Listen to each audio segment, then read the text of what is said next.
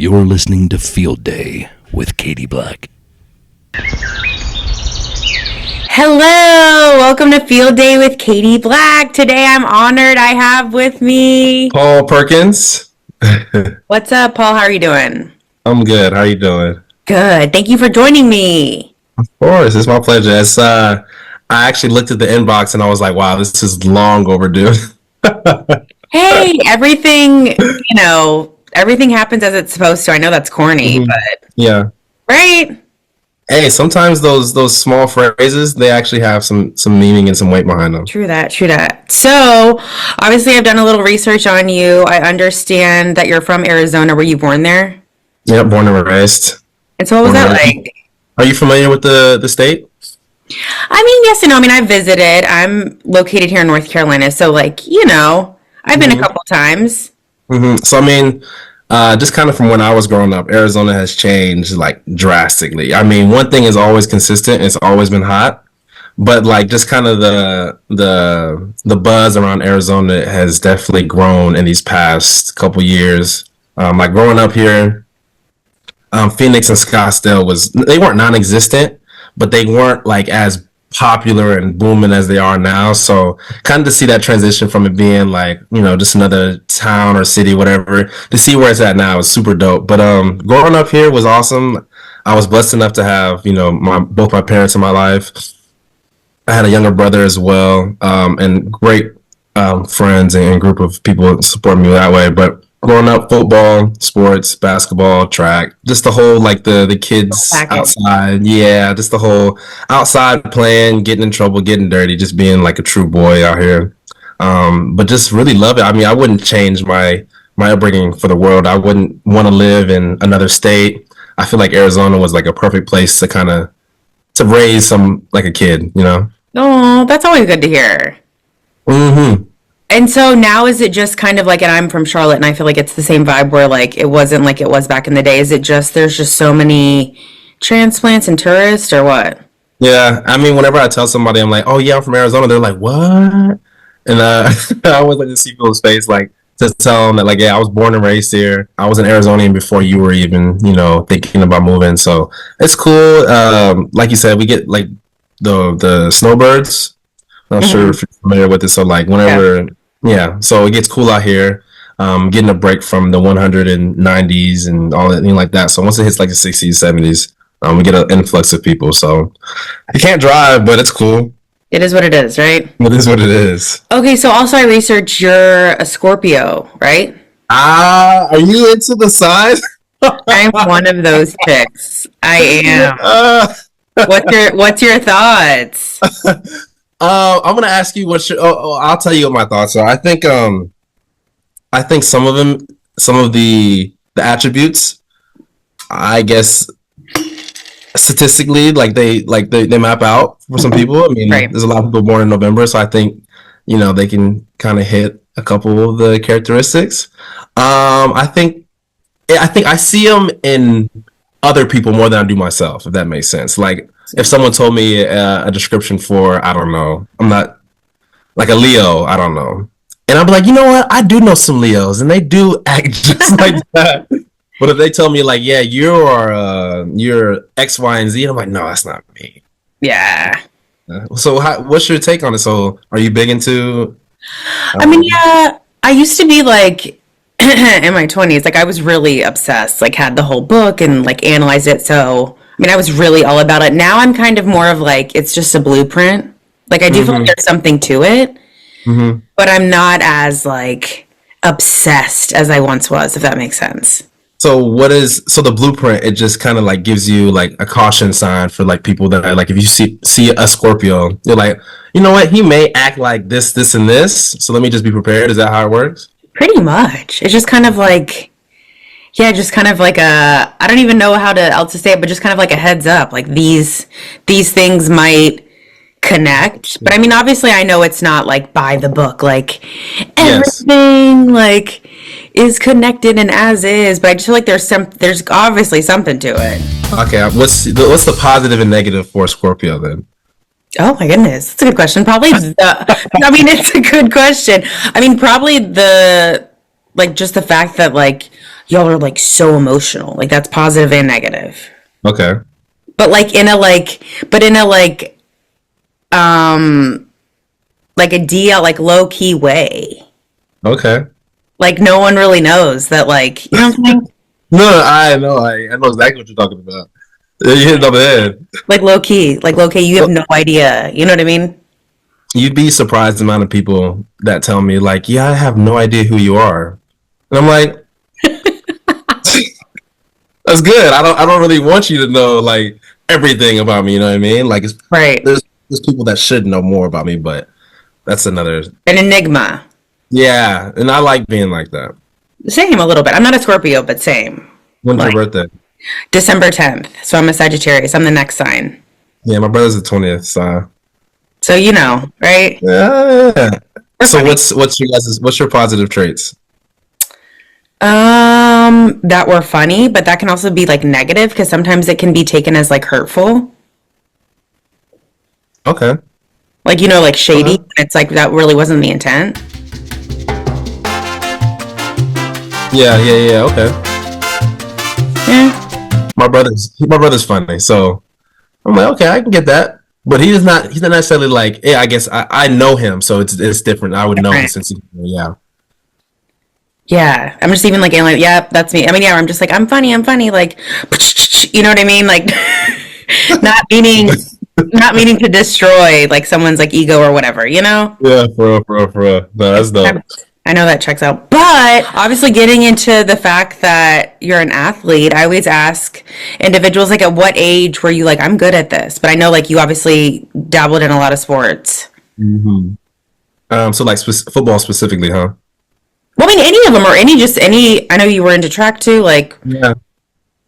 Yeah, I guess, man, this is gonna sound extremely cocky. So like as soon as like I started playing, like it's like my earliest memory, I've always had the experience of like being like a step ahead of like the people I was competing with. If that makes sense. mhm. There was like a specific time period when I was playing up in age in football.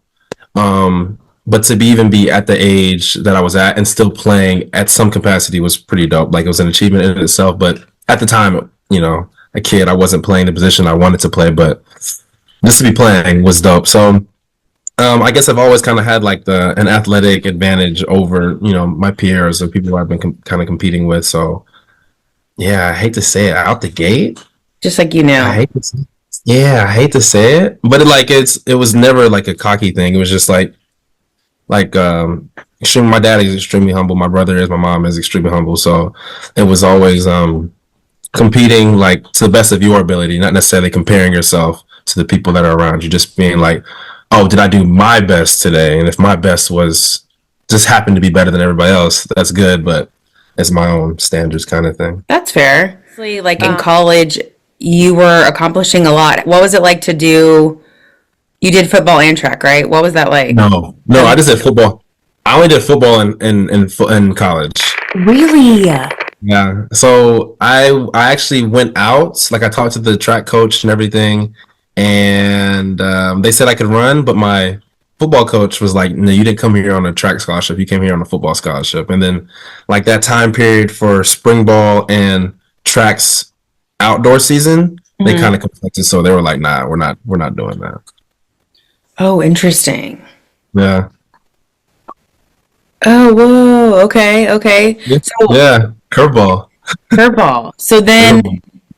you going to UCLA, was that something you always dreamed of, or is that something that you just kind of decided towards the end of high school, or how did that evolve? I grew up like a staunch ASU fan. So my dad went to ASU. At one point, we had season tickets to ASU. So like, I just knew 100% I was going to ASU. I was going to be a Sun Devil, and I was going to be the hometown kid bringing it home.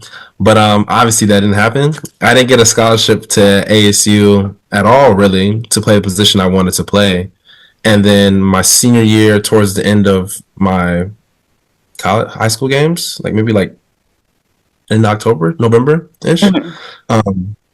UCLA actually offered me like a full ride scholarship, and it was ironic because the quarterback from my high school, the year before actually went to UCLA and went there early, and he was doing like a really good job getting great reviews. So it's kind of a nice like entryway to kind of go into UCLA. I already knew somebody. He told me it was dope. I kind of had some communication with him. His name is Brett Hundley. So I was like, you know what?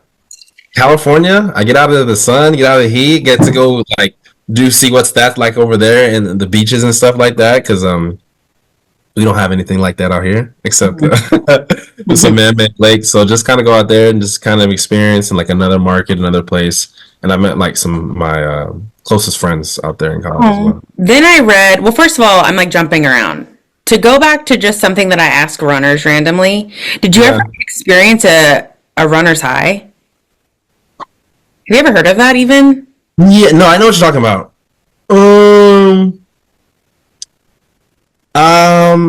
So I ran the hurdles. So I ran the 300 hurdles and the 4x4, and then I ran the 110s and the 4x1. I wouldn't feel the runner's high after the 300 hurdles and the 4x4, but like the 110 and the 4x1, I understand that feeling. It's like, wow, like it's amazing. But like it's also, I've only heard runner's high in like long distance, not necessarily competition. So how does that work? Well, I have yet to uncover it. And I go in and out of running too, but like I've just always heard of that thing. So I'm like, what, that's why I ask. I'm like, what is that? Yeah. I attribute it to like in the competitive space, just like that release of because you're so anxious and you're so tense and you're so like all these emotions, and then and then like running is like it's a full body movement, so like to like and like really put all your effort into it and like get it all out. It's like like all that release, that stress that you had maybe before pre-race or whatever it was is just kind of done. You're like, okay, now I can go eat a pizza or something. Yeah. Can you hear my dog? I can't, but even if I could, like I love like organic background. Okay, cool. She's chewing on a bone, so that's as organic as it gets. That's so funny. What's her name? Rosie. What's up, Rosie? That's so cute. Any background to the name? Nah, my brother got her when you tell my grandma something different, but he just got her. He just named her Rosie. My grandma's name is Rose, so she's like, "Oh, you named her after me," and my brother's like, "Yeah, sure, yeah, sure, whatever, grandma." Going back, so you go to UCLA, and then what is it like to play football there? It's amazing. Yeah, like it's not. So growing up in Arizona, it's not like a Texas. So where there's like these stadiums are thousands of people in these stands and stuff. You know what I mean? Like towards my junior and senior year, like Chandler was like becoming a very big powerhouse. We were playing on ESPN, but to be where it's at now is not comparing. But to go to play in the stadiums that you always saw on TV or played in the games, it's kind of surreal. It wasn't in the jersey that I necessarily wanted to play in, but like now I'm like a full head over heels Bruin, and I'm so glad that I did choose UCLA. But to play and to be like, and we were pretty good actually. So to be playing at a time when the team was actually doing well, we were competitive, we were beating SC. So to be kind of like not the talk of the town, but to be kind of, we had some noise around us. So to experience that and to be away from home and to be actually playing well at that level was pretty awesome. It's just a blessing. So what's your thoughts on like the Pac-12 changing? Like what's your vibes on that? I personally, I don't like it. Yeah. I understand it. I would figure most people wouldn't, right? No, I don't know. I think I understand it from the money side. Like I get it. Like now UCLA is playing. We're playing at 12 o'clock. We're playing at 3 o'clock. We're playing at these primetime windows. So like the viewership is higher probably. I'm assuming like the money that the Big Ten is giving the UCLA is probably higher. Like all this stuff like branding and marketing, all that stuff plays into it. I get that. I understand that truly. But like as a conference, I don't like it. I think it's and I think my coach is doing a great job right now, Deshaun Foster. I think he's doing a great job getting those guys ready every week. But I just think it's I don't know. It's just and I think the thing is I know we can compete with those guys at that level, but I think it's kind of not unfair, but it's a tough spot to just be thrown in another conference where the style of play is drastically different, you know. Yeah. And now you have to change your recruiting style. You have to change where you recruit at, just based off the style of play. But kudos to Oregon because they're still doing what they're doing, you know. And kudos to UCLA. Fair assessment.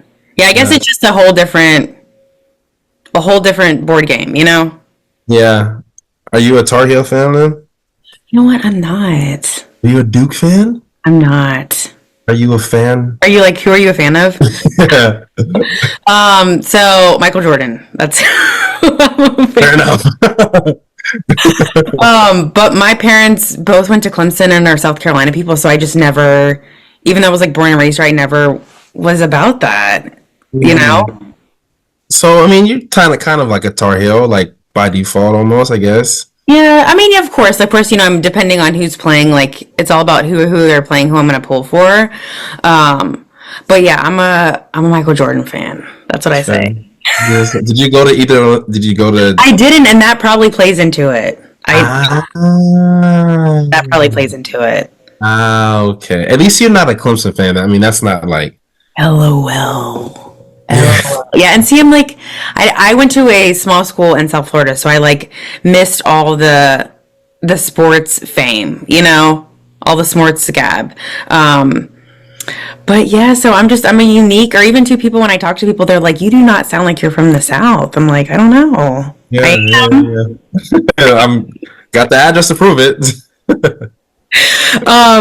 So I also discovered that you decided to skip your senior year to pull into the NFL draft. Is that true? Yeah, it is. So how, when did you make that decision? I think that was always kind of like a goal. Mm-hmm. So I still stayed technically all 4 years of school. I could have played my redshirt year, which would be my 5th year technically in school. So I stayed all 4. But to forego my senior year, it was kind of always the goal to kind of, you know, do my 4 years, honest, or 3 years, whichever one came first, or the 3 years that came first. But whichever one you kind of presented itself. My friend, I came in with my class, and my goal was to kind of leave with my class, and I was that was a strict goal that I wanted to accomplish. And then once I had a good year, my sophomore year, my redshirt junior year, whatever. My redshirt sophomore year, I was kind of okay, I think I can kind of do this. I think I can, you know, play with the big guys. And then I had another good year the following year, and I was like, okay, that's kind of some confirmation that I am ready. And then my age wasn't a huge deterrent for me either. So I was like, yeah, let me try it, see what's up. And then my mom was always saying, you can always go back, because I didn't finish school. So it's you can always go back and finish up, and then school's always going to be there. But, you know, this opportunity that you have to go get drafted in the NFL and play for the Giants is, you know, it's fleeting sometimes. Right. What was it like? You got drafted in 2016, right? Yeah. To the New York Giants. What was that like? It was dope. I mean, you have a pro team, or are you just Michael Jordan and everything? LOL. No, I am a Panthers fan, which it's hard to be a Panthers fan right now. Okay. Well, and for the last few years. But no, it's been tough for you guys. Yeah. So were you were you in school when Cam Newton was doing his Cam Newtoning, or were you LOL. So I was so Cam Newton's maybe a year older than me. So when he was at Auburn, I was in college. So then when I came back home, he was here. So I was in my 20s here when he was hot to trot. Oh yeah. And I actually, fun fact, I ran into him uptown a few years ago. He was coming towards me at you know, a crosswalk, and I was obviously he stands out because he's so tall. He's huge. Huge. I was oh, this is my opportunity. And so I was just hey, can I take a picture? And he didn't say anything to me, and he just took my phone and was "Hey, it's mine now." So that's my Cam Newton. So a long-winded answer, but that's my No, Cam. yeah, that's dope. um, I have some family that lives in Charlotte. My best friend's brother actually lives, or he plays for the Panthers right now. Um, yeah, yeah, crazy, small world. But like, kind of to your Cam Newton point, that was a team when I first got drafted. I was like, yo, I want to go play with Cam Newton. I was like, that's the person I want to play for or play for, whatever you want to say. He's a quarterback. I was like, man, he's an awesome guy, leadership, and he brings like a type of swagger that you can't really find anywhere else. And I think the year before they had just gone to the Super Bowl, so I was like, oh yeah, they're gonna be good. I just go in there, just add a little bit. But going to New York was like a huge blessing. Um, to go from the LA market to the New York market is, I mean, they're night and day, honestly. But like to go from one big market to another big market was pretty dope to kind of see and compare. But the team, I wouldn't change it. I wouldn't change anything for the world. I mean, I would have liked to have a better experience, kind of like performance wise. But like getting drafted to the Giants, meeting so many great men, leaders, I met so many great people in general out there. We actually did well. We did really well. We went to the playoffs first year, my rookie year, and then kind of the years after that we weren't as good. But like to kind of have that high, kind of with the UCLA thing, like we were the talk of the town. We were beating the Cowboys. We were winning games, and there's nothing like winning in New York, and that's what everybody says. And to kind of go out there and see snow, like live in snow, drive in snow, and go see the Empire State Building and all the bridges, and just kind of do like the New York thing, but actually live it. It was dope, and I do miss being out there.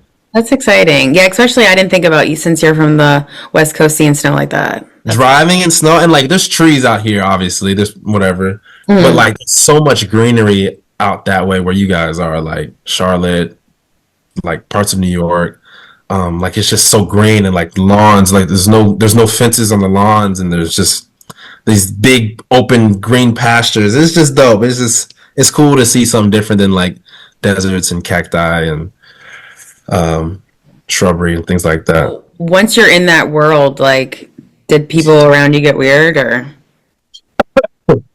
Nah, I wouldn't say that got weird. I think more people hit me up like that I wasn't in frequent communication with. But like my core group of guys and girls, like they've stayed the same kind of since high school to now. Yeah, so yeah, it was pretty easy to kind of maintain that relationship with friends and family. And then also my mom and dad were like a really good buffer for family if I did have any family people coming or whatever, which was rarely happened at all.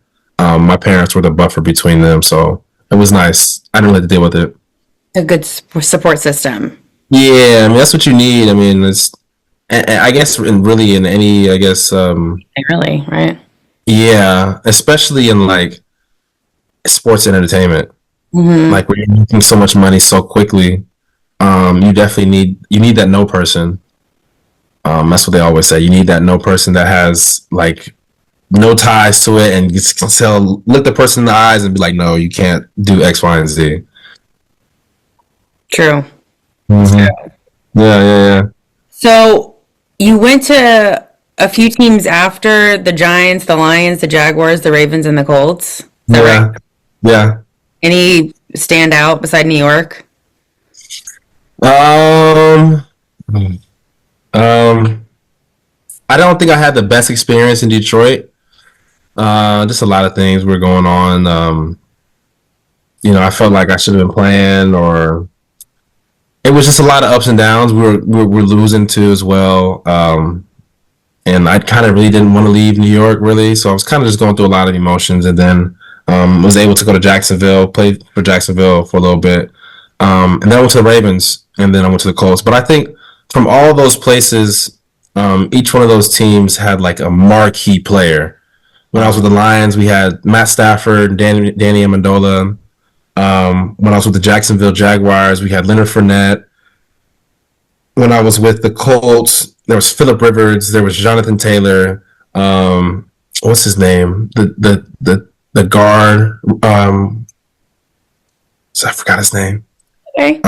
Yeah. But to my point is like I got to experience these levels of greatness from each team and kind of see like, okay, like it sucks that I didn't do it, but it's dope to see someone like Lamar Jackson. It's dope to see Lamar Jackson and Mark Ingram and Mark Andrews. It's so awesome to see those guys get that type of level of success. And then now that I'm retired, I get to watch them like, damn, that's dope. Like, good job, and I'm happy for you, and things like that, because I understand what it took to get to my level. You know, what it took to get to my point of in the league. So to see them, you know, exceed that far beyond my dreams, like, it's dope to see, and so it's amazing.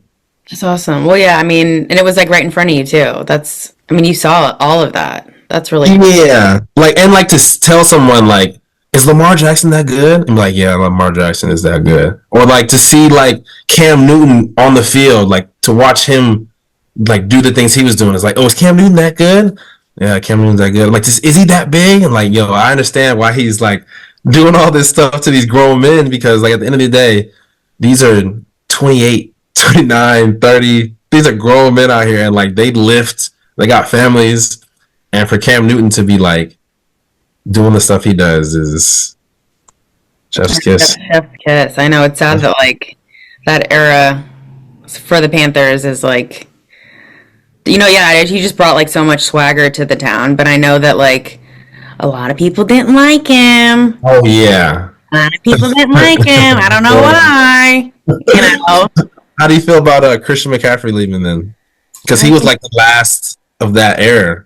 I think that decision, along with a lot of these Panthers decisions by the owner, just to me is an example that like you can have a lot of effing money and you can still not be smart. I do not think the guy is smart. I think he is just throwing spaghetti against a wall and seeing what sticks. Yeah. And that was the final, like, all right, well, it's gonna be a rough like 5+ years for the team, because you just got rid of the whole deck, Mm-hmm. I think it's I don't know what the percentage is of like the ownership and things like that, but I definitely think there needs to be like some type of like ex-player, or like someone that's actually kind of like counsel. Like that's actually been in the game, and obviously you're the owner, like you can really do whatever you want because you're the owner, but like you definitely need a sounding board to some extent. You know what I mean? I don't know what it's like, but I can. No, I mean that's what I mean. I just don't know if that's just he's not ready for that, or like what. But I mean, I totally agree. Like you gotta, that's why you have a bunch of smart people in the room with you, as opposed to like one solo. You gotta like ping pong things off of each other. But absolutely, it's just. But I mean, I don't know. I'm just like, I'm gonna watch the World Series. I'm just gonna check out of football for a little bit, just because it sucks so gut wrenching. It's like. Are you who are you going for right now? I'm hoping that the Yankees win tonight and like keep it in the game. What about you? I Yankees. Like, I was never really like a baseball fan, but then when I went to New York and I watched the Yankees play, and I was like, you know what? This feels like a team I can root for forever. Also, too, it's super exciting. Sorry. Yeah, it's kind of the pinstripes and everything, but like. Also, like if the Diamondbacks are doing well, I'll go for the Diamondbacks. But I guess I'm kind of torn between the two, really. We'll see. Like, okay, so I'm on my like 8-minute warning they've given me, but so a couple more things. I do want to say it looks like you like come from like an athletic family, like your dad, your uncle, your bro. Is that right? Yeah. I mean, that's pretty. And so, do you feel like you were just kind of always around it too, or? Yeah, no, definitely. I think my dad never forced me to play football. It was just something that was kind of like expected. Like, hey, like you're playing football and you're gonna do all this. It was just kind of like, hey, we're just gonna go outside and go play catch. We're gonna go out there and just go be a kid. And I guess naturally, I just kind of gravitated towards it. And obviously, having a brother, and Like it was always it's physical, you know what I mean? So that was another thing that we could just do and just play football together and just kind of be outside and be boys. And anybody can play football, you know. So it was always a good neighborhood game, and we also played like King of the Hill. So it was always like some type of sport game, Going on. basketball, football. Yeah, it was always. It was the 90s, right? The It early was the 2000s. 90s. It was the 90s. I'm sad. I'm very nostalgic. But just, I always say, like, so I'm obsessed with millennials, which are babies born between 1981 and 1996, which is us. So, and my sister too. And I just always say, like, we're the last generation that, like, saw, like, real life before the technology stuff hit, you know? Hmm. My brother gets on me because he's born in '96, but he gets on me because like I don't like TikTok. I really don't like I really don't like Instagram. But I understand like its usefulness. And I understand TikTok's usefulness as well. But there's something about TikTok that's not sitting right in my soul. I mean, it's a, like, it's just, and it's an addiction. It's an addiction. No. It is, And to unfortunately. see, yeah, and I see. Sorry, this is a No, tangent. no, no. Okay, but I think I see like the addictive properties more in like the adults. Obviously I see it in the younger kids, but like to see someone that didn't have it to now be constantly on it is night and day for me. Like they're always on their phone, they're always like looking at whatever Twitter, like they're consumed with like that media, that form of media, but to be like just be having landlines and like pagers to know that life and then to like completely switch is it's kind of interesting for me. It's wild. It's wild. Hmm. But I'm glad that, like, at least we have like part of that, part of our brain. You know what I mean? That like got to like fully develop or something. You know? I hope. We're like, okay, the TikTok is not good. We should not be on it, but I'm gonna get on anyways. You know. Forewarning. True. I know this is bad, but okay. So I've got the 5 minute timer. What has it been like post? You know, the football chapter closing. What has that been like for you? It's been dope. Obviously, I think a lot of football players or ex athletes, or I guess anybody that's kind of in like a higher realm, I don't say like higher space of their career or whatever, their field. Like when you stop doing it, I think you kind of go through like this identity crisis, or not even identity crisis, but just kind of like a sadness because you're not doing what you always wanted to do. And I guess for me, playing football since I was 8 years old, this is something my life work. Like I've been playing this for my entire life, kind of preparing to be in the NFL and all the things and stuff. So to kind of leave when I did, sad, obviously, but kind of to my point, what I've been saying before, like my mom and my dad and my brother were always there consistently for me. My friends were here, so the transition was tough, but it wasn't something I couldn't do because I was never really by myself. Dabbled in some real estate. I'm not a real estate agent. Yeah, it's not for me. But then my brother and I, we have an alcohol company called Siptail, and it is a cognac themed canned cocktail. And we've been in store since January. So this is really kind of taken on like it's a life of its own. Like it's gotten legs. We're doing really well in stores right now. The brand is getting a lot of notoriety right now. So just kind of to have another passion now outside of football, and then I'm also acting. Oh my goodness, I'm an actor. Yeah, so acting, and so really just doing the acting and pushing the sip tail has been very fulfilling for me, and I'm loving it. Very cool. Congrats. Thank you. You've done so much already. Buddy. For being a night, you know, I mean, you're only born in the 90s. You know what I mean? You've done so Yeah, much. yeah. Well, do you want to give a plug to like where people can find your company or your social media or anything like that? No Oh yeah, pressure. yeah, yeah. Drinksiptail.com is the website. Siptail, Siptale is the Instagram handle. I'm pretty sure that's the TikTok handle as well. If you want to follow me, I don't really post a whole lot on my personal page. It's Perkins underscore 24. And that's on Instagram. I had a Twitter, but since it changed to X, like I I can't know. log back on. I don't. I've heard that before. Yeah, so I don't even. It's like Twitter wasn't that important to me. If you want to follow me on Facebook, Paul Perkins as well. But yeah, go buy some Sip Tail. We are able to ship to 43 different states, and I think North Carolina is one of them. Very cool. Well, Paul, that's it. What'd you think? It was dope. I've never done this much talking before. Yeah, no way. Really? This is like you said, the Scorpio is like, hey, like being True. a nigga, be you know what I mean? So Observant, right? yeah. So now it was kind of dope just to speak for 37 minutes. Right. What's up? Well, like I said, thank you so much for joining me. I really appreciate it because obviously you didn't know me. Right? That's what I say to But all the guys. Like y'all don't know me, but I appreciate it. that's dope. I love that. All right, Paul. Like I said, thank you, and I'll be in touch. Okay. I'll talk to you later. Have a good